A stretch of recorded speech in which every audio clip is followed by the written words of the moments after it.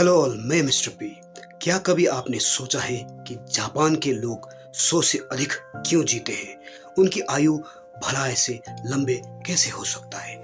इसका कारण है अपने जीवन में वो इंसान को चुनना जो उनके लिए सबसे प्रिय है, या वो इंसान उसे सबसे अधिक समझता है। यही है उनके सीक्रेट्स, रहस्य, पर वो दुनिया को नहीं बताते, क्योंकि साइकोलॉजी के रिसर्च के द्वारा ये पाया गया है कि एक इंसान को मरने का भय सबसे अधिक होता है और उसे अकेला रहने पे लगने लगता है कि वो जल्दी ही मर जाएंगे।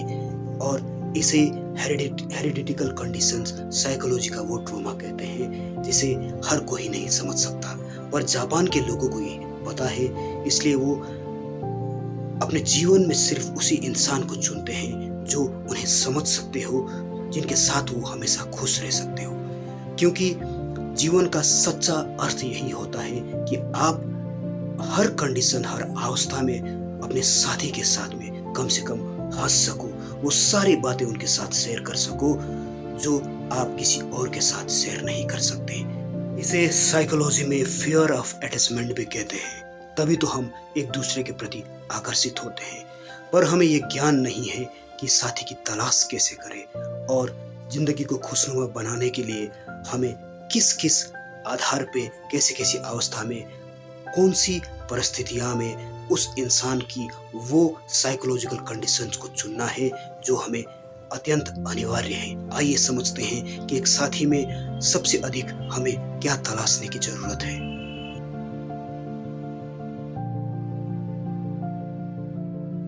कभी कभी मैच्योरिटी के कारण, एक्सपीरियंस के बेस पे हम लोगों के साथ बात करते हैं तो दूसरे इंसान हमारे प्रति आकर्षित होने लगता है, या कभी कभी हम उन ज़रूरतों को पूरा कर देते हैं जो सोशल नीड्स है, जैसे फाइनेंशियल सपोर्ट्स, मेंटल एफेक्ट्स का सपोर्ट्स, मेंटल सपोर्ट्स, या फिर कुछ भी ऐसे डिस्कशन, मोटिवेशंस अगर आप उन्हें देते हैं और आपके प्रति वो आकर्षित होते हैं, तो इसका कारण है कि वो सोशल अवेयरनेस की ओर, सोशल नीड्स की ओर, अत्यधिक लगाव की ओर बढ़ रहा है।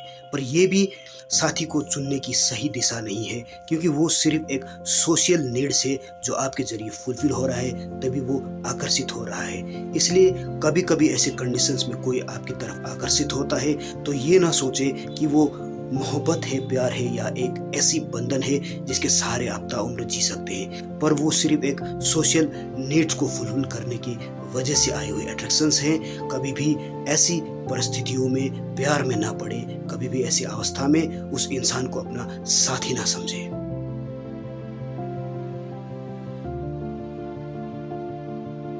नेचुरल अट्रैक्शंस, प्राकृतिक आकर्षण। क्या है ये प्राकृतिक आकर्षण?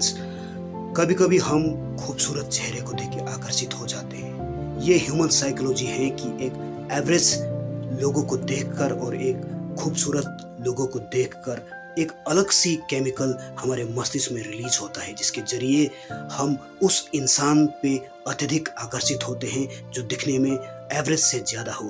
तब हमारे मस्तिष्क में सेरोटोनिन, डोपामाइन या टेस्टोस्टेरोन जैसे केमिकल रिलीज होता है।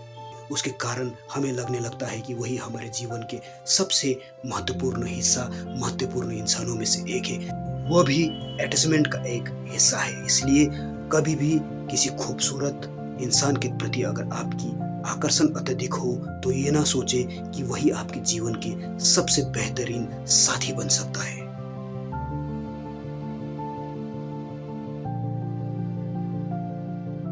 वास्तविकता में सच्चा साथी की तलाश तब करनी चाहिए जब आप जीवन में सबसे सफल स्थिति में हो, क्योंकि सफलता जब आपके कदम चूमती है या आप अपने जीवन में थोड़ा सा सेटल हो जाते हो तो आपको समझ में आने लगता है कि क्या सही है और क्या गलत है। पर जब तक आप अपने परिस्थितियों को सुधारेंगे नहीं, एक सेटल लाइफ नहीं जिएंगे, तब तक आपको वो सच्चा साथी भी नहीं मिल सकता है जिसकी आप तलाश करते हो।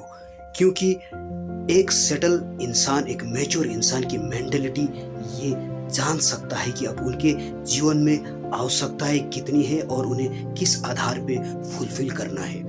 और क्योंकि वो ये समझ सकता है कि अब आने वाले दिनों में उनकी ज़रूरतें क्या है और जीवन से उन्हें क्या चाहिए। क्योंकि एक सेटल मेंटेलिटी ये समझ सकता है कि अब आने वाले दिनों में सच्चे साथी का नीड्स क्या है, अपने साइकोलॉजी के हिसाब से उन्हें क्या चाहिए।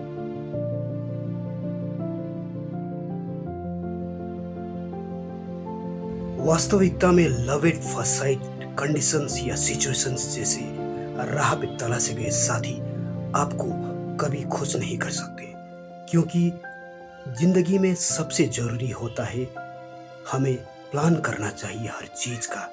हम एजुकेशन का प्लान करते हैं, करियर का प्लान करते हैं या छोटी छोटी सारी चीजों का रूटीन बनाते हैं, पर कभी भी जीवन साथी के लिए क्या चाहिए या वो कौन सी परिस्थिति है, अवस्था है जहाँ मुझे जीवन साथी मिल सकता है, उस अवस्था में ना हम कभी पढ़ते हैं ना कार्य ही करते हैं।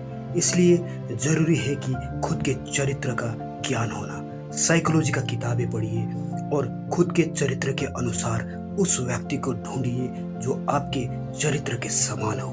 क्योंकि आपके चरित्र जैसा है वैसे ही साथी अगर आपके जीवन में आए तो ही आपको एक सच्चा प्रेमी या साथी मिल सकता है, वरना सारे कथा कथित ज्ञान है, इन्फेचुएशंस, कंडीशंस, फीलिंग, लव, ये सारी बातें बेकार है।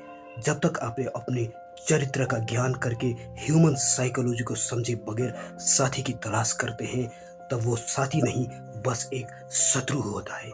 क्योंकि जैसे आपके चरित्र हैं वैसा ही उनका चरित्र होना अनिवार्य है, वरना सब व्यर्थ है। 99% लोग यही गलती करते आए हैं, इसलिए वो नाखुश हैं। साथी चुनने से पहले उनके चरित्र, उनके आबो हवा, उनके व्यवहार का परीक्षण कीजिए, साइकोलॉजी को समझिए, साइकोलॉजी की किताबें पढ़िए।